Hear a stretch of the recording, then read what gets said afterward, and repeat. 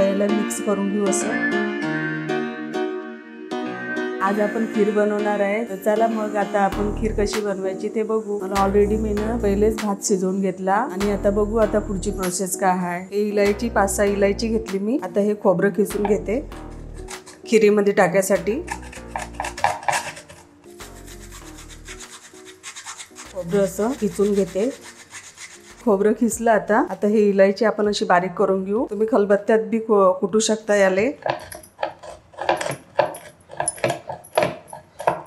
बारीक करून घेतली। आता आपण गॅस चालू करून घेऊ आणि हे आता तपेली ठेवली मी। आता आपण 2 चम्मच तूप टाकून घेऊ।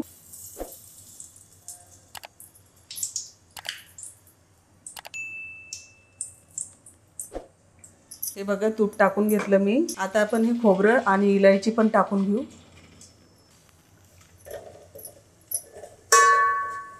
आता आपण खोबऱ्याला चांगलं असं भाजून घेऊ।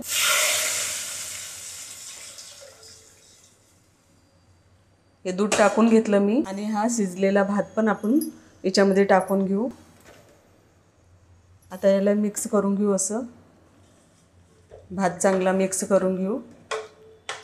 तुम्ही काजू बदाम बी टाकू शकता, पण हे पोरांना आवडत नाही माझ्या, म्हणून मी टाकलं नाही। खूप छान लागते हे चावलची खीर। अशी बनवून बघा आणि कमेंट करून सांगा मला। हे असं चांगलं भात ढवळून घेतलं मी चांगला। आपण आता चांगली अशी उकळी येऊ देऊ खिरीले, मग नंतर आपण साखर टाकू याच्यात। हे बघा खिरीला उकळी आली आहे।